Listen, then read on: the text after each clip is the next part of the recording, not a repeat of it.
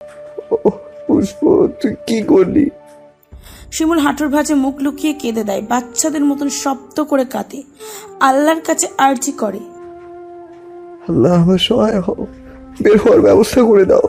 আবার দরজায় হাত চাপড়ে বলে, মা তুমি এত নিষ্ঠুর, মা হয়ে বুঝছিলে না সন্তানের কোথায় চলে।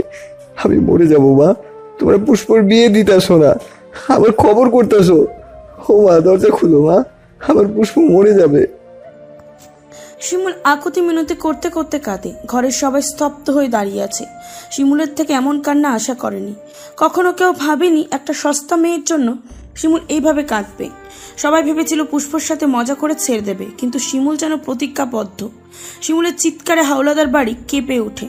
রাবিয়া ছেলের কান্না সহ্য করতে পারে না, মুখে আঁচল চেপে ধরে। তার ইচ্ছা করছে দরজা খুলে দিতে, ছেলের খুশির চোখ ভরে দেখতে, কিন্তু সামনের সোফায় শওকত হাওলাদার বসে আছে।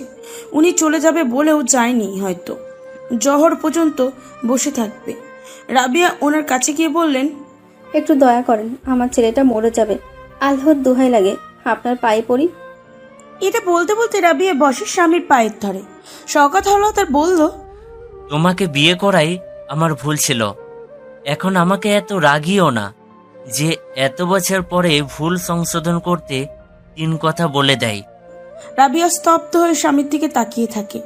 কি নিষ্ঠুর মানুষ! রাবিয়ার মনে হচ্ছে তার জীবনটাই বৃথা। বড় ছেলের কান্না দেখেও কিছু করতে পারেনি, আর ছোট ছেলের বেলায়ও অসহায়। মা হিসেবে সে ব্যর্থ। কালকে রাতে পুষ্পের বলে কথাটা শিমুলের কানে বাজে। পুষ্প বেঁচে থাকতে তোমার আর যদি অন্য কারোর হতে হয় তাহলে পুষ্প বাঁচবে না, স্বেচ্ছায় মরে যাবে। তার পুষ্প যদি উল্টোপাল্টা কিছু করে ফেলে? শিমুল তো জানে পাখিটা তাকে কত ভালোবাসে, তার জন্য কত পাগল। সে জোরে জোরে বলে, আবার পুষ্পর কিছু হলে তোদের এক একটাকে জ্যান্ত কবর দিব। শওকত তুই দরজা খোল, আবার পুষ্পর কিছু হলে তুই শেষ। শিমুল আবার বাচ্চাদের মতন কাঁদে, হাত দিয়ে চুল খামচে ধরে, পাগলের মতন মাথা নেড়ে নিজে নিজে বলে, দাদা আবার পুষ্পর কিছু হবে না, জান তুই অপেক্ষা কর, আমি আসবো জান। তারপর আবারও গলা উঁচিয়ে তার আব্বাকে বিশ্রী সব গালি দেয়। তখনই তিয়াস আসে। শওকত তিয়াসকে দেখে বলে, কি ব্যাপার, কেন এসেছ? শিমুল আর তিয়াস ছোটবেলা থেকে একসাথে বড় হয়েছে, একজন আরেকজনের খুব ভালো বন্ধু। শিমুলের কান্নায় তিয়াসের বুক ভারী হয়ে চোখ ভরে পানি আসে। চেয়ারম্যানের দিকে তাকিয়ে বলে, চাচা শিমুলকে যেতে দিন। তিয়াসের কথা শুনে শওকত হাওলাদার হো হো করে হাসে। আজকে দুনিয়া উল্টে গেলেও শিমুল বের হতে পারবে না। হঠাৎ করে তিয়াস হাঁটু মোড়ে শওকত হাওলাদার পায়ের কাছে বসে, পা আঁকড়ে ধরে ফুপিয়ে কেঁদে দেয়। চাচা দুইটাই মরে যাবে চাচা, আপনি নিজেও জানেন না শিমুল পুষ্পকে কত ভালোবাসে। শওকত বলেন, ছাড়ো, চামচামি করতে এসেছ, যাও বাড়ি যাও। চাচা একটু দয়া করেন, বিয়েটা আটকান চাচা। শওকত হাওলাদার মুচকি হাসে। বিয়ে আটকাবে সে? কেন আটকাবে? কাল রাতে মিজান বলে গেছে আজকে পুষ্পর বিয়ে, শিমুল যেন ওইদিকে না যায়। তাই তো সকাল হওয়ার সাথে সাথে শিমুলের দরজা বন্ধ করে এই এক জায়গায় বসে আছে। তিয়াসের দিকে তাকিয়ে বলল, বাড়ি যাও, যা আবদার করেছ তা কখনো পূরণ হবে না। শিমুল তিয়াসের কণ্ঠ শুনে বলে, তিয়াস তুই এসেছিস, আমাকে নিয়ে যা। এই শুয়োরের বাচ্চা আমাকে আটকে রেখেছে, আমাকে নিয়ে যা আমার পুষ্প। এইটুকু বলে শিমুল আবার কাঁদে। শিমুলের কান্না শুনে তিয়াস সব উপেক্ষা করে দরজার দিকে ছোটে।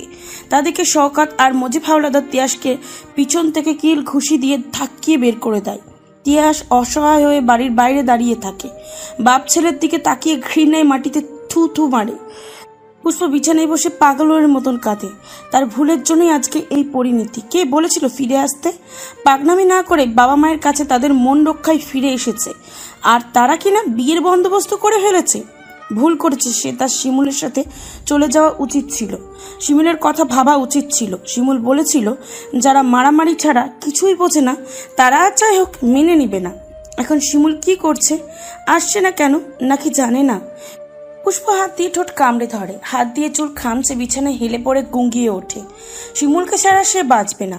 অন্য কারোর বউ হওয়ার চেয়ে মরে যাওয়া অনেক ভালো। বুকে অসহ্য ব্যথা নিয়ে জানিয়ে দিচ্ছে বিচ্ছেদের করুণ হাহাকার। রোকসানা শাড়ি নিয়ে আসে, পুষ্পর মাকে দেখে মায়ের পায়ে লুটিয়ে পড়ে। মাগো, আমার বিয়ে দিও না, আমার শিমুল মরে যাবে, দয়া করো আম্মা। রোকসানা জোর করে পা ছাড়িয়ে নেয়। তখনই মিজান শেখ আসে। পুষ্প হামাগুড়ি দিয়ে তার আব্বার পায়ে গিয়ে ধরে। আব্বা, আব্বা বিয়েটা বন্ধ করে দাও, আমি শিমুলকে ছাড়া বাঁচবো না। মিজান বা রোকসানা কারোরই মন গলে না। মিজান বলে, কিছুক্ষণ পরেই আজান দিয়ে ফেলবে, মুন্নিকে বলো শাড়ি পরিয়ে দিতে। পুষ্প ফ্লোরে বাড়ি মেরে বলে, আমাকে জোর করে বিয়ে দিলে আমি মরে যাব, কথা বোঝো না তোমরা? রোকসানা পুষ্পর গাল চেপে ধরে বলল, তোর লাশের সাথেই বিয়ে দেব, তাও শিমুলের কাছে দেব না। পুষ্প ঠোঁট উল্টে কেঁদে বলল, তোমরা এত নিষ্ঠুর গো আম্মা, এমন করো না, আমার শিমুল মরে যাবে। পুষ্পর করুণ কান্নে ওনাদের মন গলেনি। মুন্নি আসলে ওনারা চলে যায়। পুষ্প ফ্লোরে শুয়ে পড়ে। আহা, শিমুল ছাড়া বাঁচবে কি করে? শিমুলের নামে নিজেকে লিখে না দিতে পারলে পুষ্পর মৃত্যু হয়ে যাক। ফ্লোরে হাত থাপ্পড় মেরে বলে, জান তুমি কই? আমার ভুল হয়েছে, এইবার নিয়ে যাও, আমি আর কখনো ফিরে আসবো না শিমুল। মুন্নি তাকে টেনে তোলে। পুষ্প তার বোনকে দেখে। সবাই তাকে কত ভালোবাসতো, অথচ এখন কি নিষ্ঠুর তাদের ব্যবহার। পুষ্প মুন্নিকে কিছু বলতে চাইলে মুন্নি বলে, একটা কথাও বলবি না, বেশি পেকে গেছিস। মুন্নির ফোনটা টেবিলের উপর রাখা। পুষ্প আর চোখে তাকিয়ে দেখে, তারপর আস্তে করে সরে মোবাইলটা আড়াল করে দাঁড়ায়। মুন্নি ড্রেসিং টেবিল থেকে সেফটি পিন আনতে গেলে পুষ্প মোবাইলের খাটে তোষকের নিচে ঢুকিয়ে ফেলে। তারপরের সময়টা পুষ্প শান্ত হয়ে শাড়ি পরে নেয়। শাড়ি পরানোর পরে মুন্নি মোবাইলটা খোঁজে, ভাবে অন্য রুমে, তাই খুঁজতে যায়। পুষ্প দ্রুত গিয়ে দরজা আটকে দেয়। মোবাইল বের করে শিমুলের নাম্বারে ডায়াল করে। শিমুল তখনও দরজা খোলার জন্য ডাকাডাকি করছে। ফোন আসতে বিরক্ত হয়, পরক্ষণে ভাবে পুষ্প কিনা, তাই ধরে। পুষ্প ধরা গলায় বলে, শিমুল আমার জান। পুষ্পর গলা শুনে শিমুল স্থির হয়ে যায়। পুষ্প আবার বলে, আমার বিয়ে দিয়ে দিচ্ছে, তুমি কই? আসতে এত লেট করছো কেন? আমার ভুল হয়ে গেছে, কালকে রাতে ফিরে আসা উচিত হয়নি, এরা ভালো না। শিমুল ফুপিয়ে কেঁদে বলে, পুষ্প রে, আমাকে তো আটকে রেখেছে। পুষ্প হাক্কার করে বলল, আল্লাহ, আমি কেন ফিরে আসলাম? জান, আমাকে নিয়ে যাও। শিমুল চুপ করে থাকে। পুষ্পই আবার বলে, আমি তোমাকে ছাড়া মরে যাব। শিমুল কাঁদে, তার পাগল পাগল লাগছে। পুষ্প কাঁদতে কাঁদতে বলল, বিয়ের শাড়ি পরিয়ে দিয়েছে, আমি মরে যাব, তাও বিয়ে করব না। শিমুল বলল, তুমি এত নিষ্ঠুর কেন? ওরা আমাদের একসাথে বাঁচতে দিল না। পুষ্প কান্না গলায় বলে, শিমুল তোমার সাথে বাঁচতে না পারলে আর বাঁচার ইচ্ছে নেই। শিমুল কিছু বলার আগেই ফোনটা কেটে যায়। পুষ্প কান থেকে ফোনটা নামিয়ে দেখে মোবাইল বন্ধ হয়ে গেছে। তখনই বাইরে বলতে শোনা যায় কাজী এসেছে। পুষ্প উঠে টেবিলের দিকে যায়। আল্লাহর ঘরে নামাজ পড়তে যাওয়ার জন্য মুয়াজ্জিন আজান দিচ্ছে। শিমুল স্তব্ধ হয়ে আজানের সুরটা শোনে। তার পুষ্পর এখন বিয়ে হবে? পুষ্প অন্য কারোর হয়ে যাবে? সে ব্যর্থ প্রেমিক হিসেবে ব্যর্থ। শিমুল ঘর কাঁপিয়ে চিৎকার দিয়ে মাথাটা দেয়ালে আঘাত করে। একটা দুইটা আঘাত করে থামে না, অনেকগুলো আঘাত করে। যখন আর শক্তি পায় না তখন দেয়াল ঘেঁষে পড়ে। মাথা থেকে রক্ত বেরোচ্ছে বললে ভুল হবে, যেন কলকল করে পানির মতন রক্ত পড়ছে। শিমুল শরীরের শেষ শক্তিটুকু দিয়ে চিৎকার করে বলল, তোরা বাঁচতে দিলি না। পুষ্প টেবিলের রিয়াকশনের নিচে থেকে ব্লেডটা বের করে।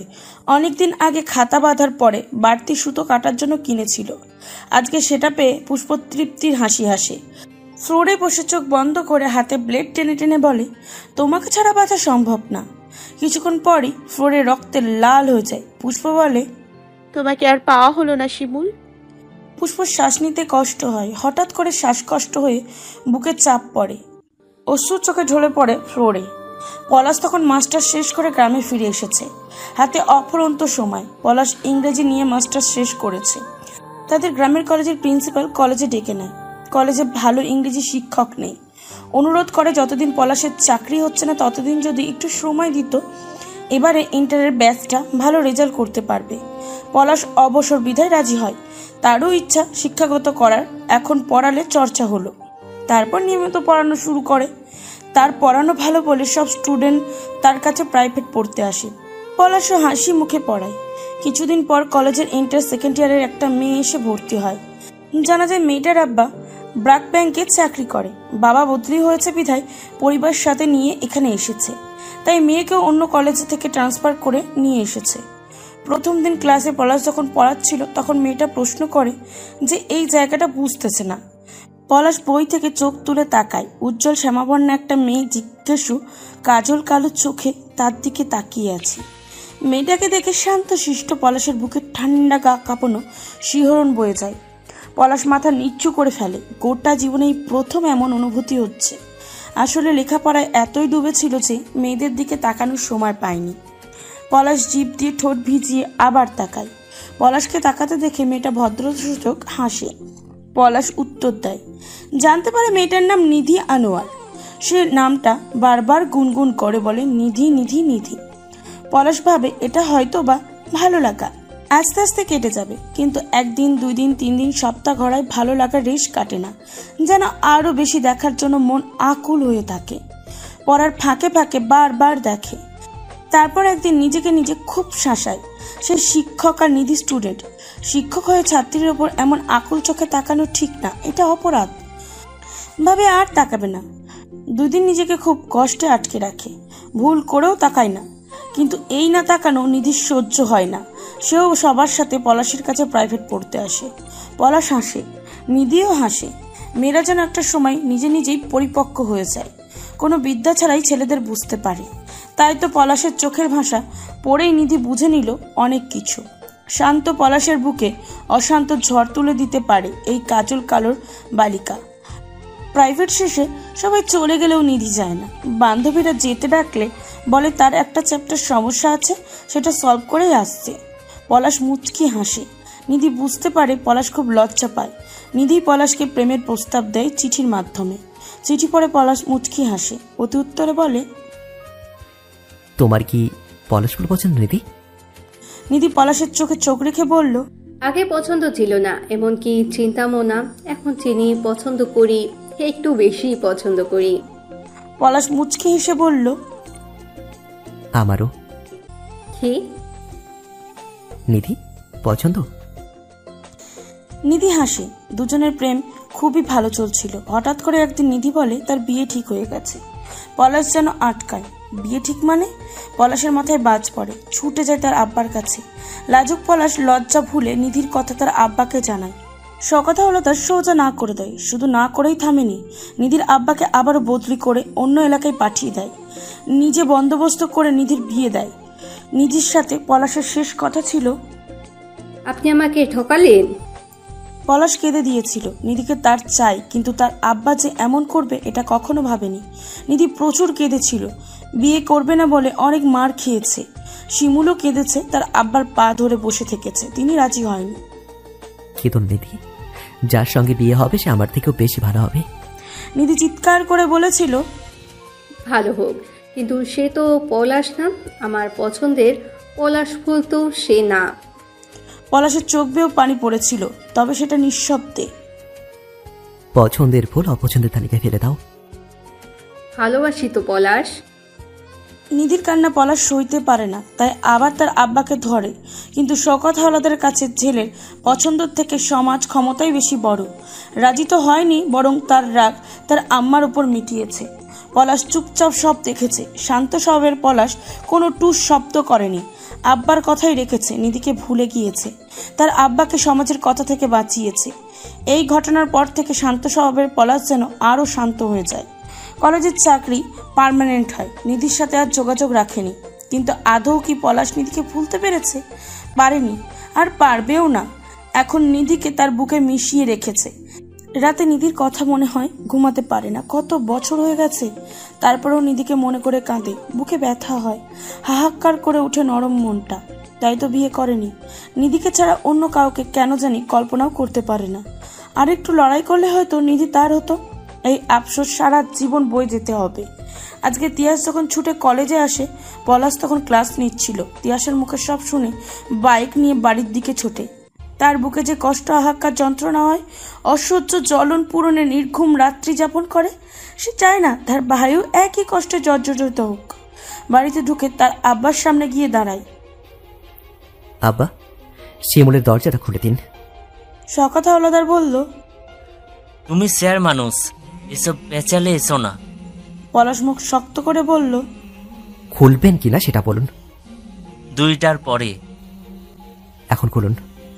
চুপচাপ। পলাশের মুখে এমন তেজি কথা শুনে শওকত হাওলাদার অভ্যস্ত না। মুখে মুখে তর্ক করিস, থাপ্পড় দিয়ে দাঁত ফেলে দেব। পলাশ রান্নাঘরের দিকে চলে যায়, সাথে সাথেই ফিরে আসে। এগিয়ে যায় শিমুলের রুমের দিকে। শওকত হাওলাদার বাধা দিতে ছুটে আসে। তো সাহস তো দেখি কম না, খুলবি না বললাম। ততক্ষণে পলাশের মুখ রক্তবর্ণ ধারণ করেছে। শওকত হাওলাদার দিকে তাকিয়ে হাতের বটিটা উঁচু করে বলে, যে বাধা দিতে আসবে তার গলা থেকে মাথা আলাদা করে দেব। এবার আসুন, কে আসবেন? শওকত হাওলাদার কিছু বলতে চাইলে পলাশ বলে, কোনো কথা হবে না, এটা জীবন, দাবা খেলার চাল না। পলাশ দরজা খুলে দেখে শিমুল মাথা নিচু করে বসে আছে। দরজা খোলার শব্দে শিমুল মাথা তুলে তাকায়। দরজা খোলা দেখে মনে আশা জেগে ওঠে। মাথার ব্যথা সয়ে নেওয়ার মতন না, শরীর ঝিমঝিম করছে। তারপরে উঠে দাঁড়িয়ে পলাশের দিকে তাকিয়ে কেঁদে বলে, ভাইয়া, পুষ্পর কি বিয়ে হয়ে গেছে তাই দরজা খুলে দিয়েছো? পলাশ কথা বলে না। শিমুলের আকাশি রঙের গেঞ্জি রক্তে ভিজে চুপচুপ হয়ে গেছে, ফ্লোরে রক্ত, মাথার চুল রক্তে ভেজা। পলাশ এগিয়ে আসে, চিৎকার করে তার আম্মাকে ডাকে। শিমুল বাধা দেয়, কাউকে ধরতে দেয় না। রুম থেকে বেরিয়ে তার আব্বার সামনে গিয়ে দাঁড়ায়। রাগে তার শরীর কাঁপছে। পুষ্পর যদি কিছু হয় খবর আছে। শওকত ছেলের অবস্থা দেখে ভয় পেয়ে যায়। তিনি ভাবেনি শিমুল এমন কিছু করবে। রাবিয়া শিমুলকে দেখে একটা চিৎকার দিয়ে জ্ঞান হারায়।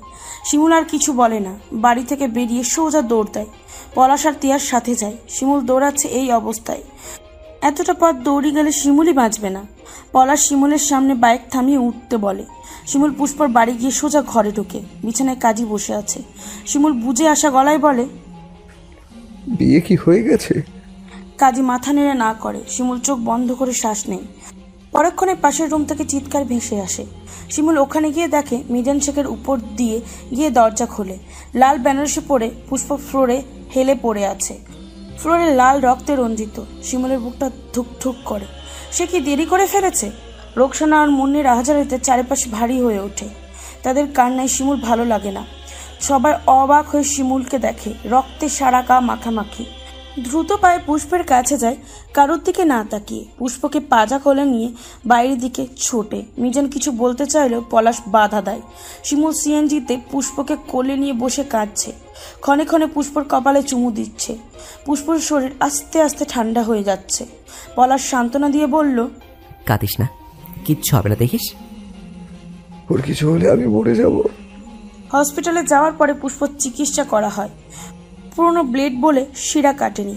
এই যাত্রায় বেঁচে গেল। বাড়ির সবাই এসেছে। শিমুল সাফিনকে ইচ্ছা মতন ছাড়ে।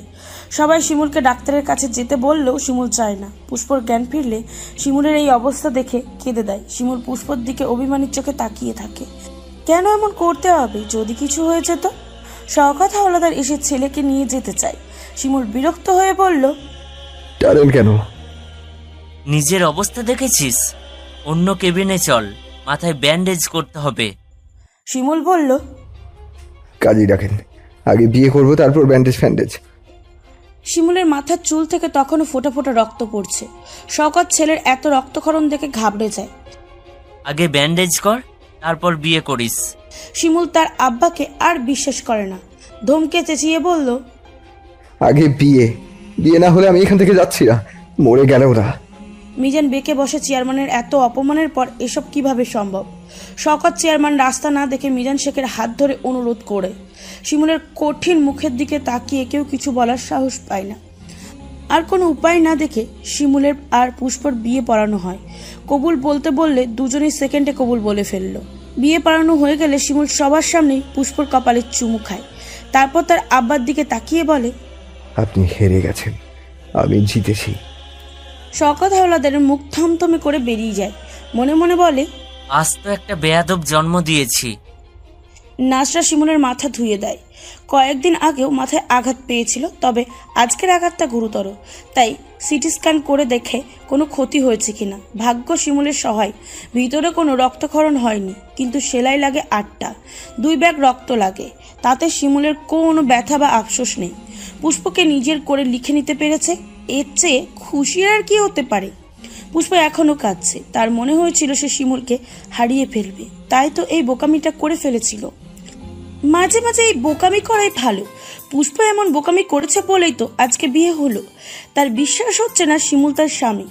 সাফিনের আব্বা আম্মা মিজান শেখের সাথে রাগারাগি করে চলে যায়। শিমুল আছে কিছুক্ষণ পরে। শিমুলকে দেখে খুবই দুর্বল লাগছে, তাও খুশিতে দাঁত বের করে হেসে মিজানকে বলল, আব্বা আপনার মেয়ে বাড়ি নিয়ে যান, গাড়ি দিয়ে গিয়ে আনবো। মিজান শেখ দাঁত কিরমিরিয়ে পুষ্পকে নিয়ে বাড়ি চলে যায়। শিমুলকে ডিস্টার্স দিবে না জানায়, কিন্তু শিমুল তেরামির করে বাড়ি চলে যায়। বাড়ি গিয়ে আগে মায়ের কাছে যায়। রাবিয়া ছেলেকে জড়িয়ে ধরে। শিমুল হেসে হেসে বলল, আম্মা বিয়ে করে ফেলেছি। ভালো করেছো আব্বা। বাড়িতে যাওয়ার পর পুষ্পর উপর সব রাগ প্রকাশ করে। তাতে পুষ্পর কিচ্ছু আসে যায় না। তার মায়ের বাক্স সে পেয়ে গেছে, আর কেউ আলাদা করতে পারবে না। মুন্নি খুব রাগ করে, তার স্বামীর বাড়িতে সে ছোট হলো। এই রাগে সে রাতে পুষ্পর সাথে থাকলো না। পুষ্প একা একা খুশিতে ইচ্ছা মতন কাঁদে। শিমুলকে পাওয়ার খুশিতে নফল নামাজ পড়ে। শিমুল রাত 2টার দিকে বেরিয়ে পড়ে। এত কষ্টের পর আজকে বিয়ে করলো, অথচ কেউ শ্বশুর বাড়িতে যেতে বললো না। তাই শিমুল নিজেই চলে এসেছে। বিয়ের প্রথম রাত কিনা আলাদা থাকবে। শিমুল জানলায় টোকা দিয়ে দাঁড়িয়ে থাকে। পুষ্প জানতো আজকে পাগল প্রেমিক আসবেই, তাকে আজকে কোনোভাবেই আটকানো যাবে না। সে তার পাগল পাগল আবদার নিয়ে ঠিক আসবে। পুষ্প জানলা খুলে শিমুল হাসে। শিমুলের হাসি দেখে পুষ্প মুগ্ধ হয়। শিমুল আস্তে করে বলল, দরজা খুলো। আজকে কোনো ভয় ছাড়াই পুষ্প দরজা খোলে। শিমুল বাইরে দাঁড়িয়ে বেশ দুঃখী দুঃখী চেহারা বানিয়ে বলে, বউ আজকে না আমাদের বাসর রাত। শিমুলের বিয়ের কথা শুনে সুইটি কেঁদে কেটে একাকার করে ফেলেছে। আসমা আর পেশাকার কারোর কথাই শুনছে না। আসমা তার আম্মাকে বলে, দেখলেন কি করলো? ঠিকই ছোট লোকের বাচ্চাকে বিয়ে করে ফেললো। আপনার নাতিও একটা। পেশাকার বেগম বলল, শিমুলের মতো পোলা যে এমন জায়গায় যাবে আমার কল্পনার বাহিরে ছিল। আমার মন বলে তাবিজ করে পোলার মাথা নষ্ট করে দিয়েছে, তাই তো এমন পাগলের মতো কাণ্ড কারখানা করে। দেখলি না কেমন মাথা টাতা ফাটিয়ে কি অবস্থা করেছে। পেশাকারের কথা শুনে আসমাও মাথা নাড়ে। তারপর সুইটির মাথায় হাত বুলিয়ে বলল, কাঁদিস না মা, আমি তোর জন্য এমন ছেলে খুঁজে আনবো যে তার সামনে শিমুলও ফেল। সুইটি বলে, আমার অন্য কাউকে লাগবে না, আমার শিমুলকেই লাগবে। কিন্তু শিমুলের তো বিয়ে হয়ে গেছে। সুইটি ফুসফুস করে বলল, তো কি হয়েছে? বিয়ে হয়েছে, ডিভোর্সও হবে। আসমা মাথা নেড়ে বলে, ডিভোর্স? ওই মেয়ের জন্য যেই পাগল। সুইটি তার নানুর কোলে মাথা রেখে শুয়ে পড়ে। নানু, আমি কিছু জানি না, তুমি জানো কি করবে। কিন্তু একটা কথা শুনে রাখো, আমি শিমুলকে ছাড়া বাঁচব না। পেশাকার বলেন, পুষ্পকে একবার এই বাড়িতে আসতে দে, চেয়ারম্যান বাড়ির বউ হওয়ার স্বাদ মিটিয়ে দেব। লেবুর মতো চিপে চিপে তেল বার করব। সুইটি তার নানুকে ভালো করেই চেনে। মলিন মুখে শুয়ে তার আর শিমুলের বিয়ের স্বপ্ন দেখে। শওকত হাওলাদার সবার ঘর পায়চারি করছে। রাগে মুখ থমথমে, বারবার হাত মুঠো করে আবারও খুলছেন। তার পরিবারের প্রথম আত্মীয়তা কিনা এমন ফ্যামিলির সাথে হলো। ছি ছি, সমাজে মানুষ তাকে নিয়ে হাসাহাসি করবে। আর হাসাহাসি করবে কি, হাসাহাসি শুরু হয়ে গেছে। শিমুল যা করলো ভাবতেই ওনার মেজাজ খারাপ হয়। বিয়ে হলে হয়েছে, এই মেয়েকে এই বাড়ির সীমানায় আসতে দিবে না। বাড়ির প্রথম বউ হিসাবে এই মেয়েকে মানায় না। পুষ্পকে দেখলেই ওনার রাগ লাগে। শিমুল যে কিভাবে এই মেয়েকে পছন্দ করলো তা আল্লাহই জানে। এর চেয়ে ভালো ছিল সুইটিকেই বউ করে নিত। তার সব পরিকল্পনা বাদ হলো পুষ্পর কারণে। এই মেয়ের গালে ঠাস ঠাস চড় মারতে পারলে ভালো লাগতো। রাবিয়া স্বামীর অস্থিরতা দেখে শান্তি পাচ্ছেন। কয়েক বছর আগে নিধির বিয়ের দিন পলাশ ঠিক এইভাবেই অস্থির হয়েছিল। পাগলের মতন চুপি চুপি কেঁদেছিল। উনি তো মা, ঠিক বুঝেছেন, কিন্তু এই পাশার মানুষের মন গলেনি। নিজের অহংকার ধরে রেখেছিলেন। আজকে শিমুলের কাছে রাবিয়া ভীষণ খুশি। নিঃস্বার্থ দেখা লোকেদের এমন শিক্ষা হওয়া উচিত। পুষ্পকে বিয়ে করা নিয়ে সবাই অখুশি হলেও রাবিয়ার বুকটা ঠান্ডা হয়ে গেছে। এবার বউ ঘরে আসলেই হলো, তার একটা সঙ্গী হবে। পলাশ উবুর হয়ে শুয়ে আছে। নিঃশব্দে চোখ থেকে পানি পড়ে বালিশ ভিজে যাচ্ছে। নিজেকে কাপুরুষ মনে হচ্ছে। কেন সে শিমুলের মতন হতে পারল না? এমন হলে তো তার নিধি তারই থাকতো, বুক ভরা কষ্ট নিয়ে থাকতে হতো না। পলাশ শক্ত করে বালিশ খামচে ধরে। ঠোঁট কাঁপে, তীর বুকে ব্যথা হয় অসহনীয়। নিজেকে খুব ঘৃণা লাগে। নিধিকে আজকাল খুব মনে পড়ে। বাচ্চা মেয়েটা তার জন্য কত কষ্ট সহ্য করেছে, কিন্তু সে কিনা তার আব্বার কথায় বাইরে যায়নি। ছি, পলাশ প্রেমিক হবার যোগ্য না। পুষ্প মুগ্ধ চোখে শিমুলকে দেখে। কালো গেঞ্জি, কালো ট্রাউজার পরাতে ফর্সা শরীর আরো ফুটে উঠেছে, ফর্সা কপালে সাদা ব্যান্ডেজ দিয়ে ঢাকা। এই যে ছেলেটা এত অসুস্থ, দেখলে কেউ বলবে না। ব্যান্ডেজ মাথায় রেখে কেমন হাসছে। এই প্রণয় পুরুষ তার, এটা ভেবেই পুষ্পর নিজেকে সুখী সুখী মনে হলো। শিমুলের কথা শুনে দু হাত মুড়ে দাঁড়ায়। বাসরাত তো? শিমুল দুঃখী দুঃখী চেহারা করে বলল, ঘুমাতে গিয়েছিলাম, কিন্তু ঘুম আসে না। আমি তো এখন আর সিঙ্গেল না, ম্যারিড পারসন। আজকেই বিয়ে করলাম, আর প্রথম রাতে কি বউ ছাড়া ঘুম আসে? আসে না তো। পুষ্প দরজায় হেলান দিয়ে দাঁড়ায়। ঘুম আসে না? না, বিবাহিত পুরুষদের বউ ছাড়া ঘুমানোর নিয়ম নেই। আমি নিয়ম পালন করতে এসেছি। তারপর থেমে বলল, তোমার সাথে ঘুমাবো। পুষ্প শীতল চোখে তাকিয়ে হাসে। আচ্ছা, ভেতরে আসেন, ঘুমিয়ে যান। শিমুল মাথায় হাত রেখে চুলকে রেখে দাঁত বের করে হাসে। শুধু ঘুমালে হবে না তো? কেন? কিছু কিছু করতে হবে। কি? শিমুল চোখ ছোট ছোট করে বলল, বাসরাতে কি হয় জানো না? পুষ্প জানে বাসর রাতে কি হয়, তার আবছা ধারণা কিশোরী পুষ্প জানা। তারপরও মাথা নেড়ে বলল, না। শিমুল অবাক হয়ে বলে, সত্যি জানো না? না, আর তো বাসরাত আসেনি, কিভাবে জানবো? শিমুল পুষ্পর দিকে তাকিয়ে বলল, আচ্ছা চলো আমি শিখিয়ে দিই। পুষ্প লাজ লজ্জা চোখে তাকিয়ে থাকে। শিমুল পুষ্পর চোখে তাকিয়ে মিটমিটি হাসে। শিমুল উপরে উঠে আসে, পুষ্প এক পা পিছিয়ে যায়। শিমুল মুচকি হাসে। বাহ, তার ভুল তাকে ভয় পাচ্ছে। শিমুল পুষ্পর কানের কাছে মুখ নিয়ে বলে, কিচ্ছু করবো না তো, এত ভয় পাচ্ছ কেন? আমি এতটাও খারাপ না। আজকে শিমুল তার সাথে যা ইচ্ছা তাই করতে পারবে, এটা ভেবেই পুষ্প ভয় লাগছে। পুষ্প যে ভয় পাচ্ছে এটা লুকিয়ে রাখতে চেয়েছিল, কিন্তু চালাক জামাইটা ঠিক বুঝে ফেলেছে। শিমুলের কথা শুনে পুষ্প বলল, ভয় পাবো কেন, আমি সাহসী। শিমুল আবার বাইরে গিয়ে দাঁড়ায়। তা তো দেখতেই পাচ্ছি। তারপর দুজনে চুপচাপ চোখে চোখ রেখে কিছুক্ষণ দাঁড়িয়ে থাকে। শিমুল বলল, চলো সামনে যাই। পুষ্প তিরুক্তি করে না, দরজা আটকে শিমুলের পিছু পিছু যায়। রাস্তায় নেমে শিমুল পুষ্পর হাত ধরে। কোনো ভয় নেই, লুকোচুরি নেই, নেই কোনো বাধা। দুজনেই কোনো কথা না বলে চুপচাপ হাঁটে। নিঝুম নিস্তব্ধ রাতে ঝিঝি পোকার ডাকের সাথে দুজনের মনটা খুশিতে বাক বাকম ডাকছে। রাতের দিকে তাকালে দেখা যায় আজকে নতুন চাঁদ উঠেছে। নতুন চাঁদ বিধায় আলো কম, চারিদিকে আবছা অন্ধকার। দুজন অন্ধকারে হাঁটতে হাঁটতে অন্ধকারের নিজস্ব আলো চোখ চিনে নেয়। শিমুল বলল, আজকের চাঁদের আলো কম কেন জানো? পুষ্প শিমুলের দিকে তাকিয়ে বলল, কেন?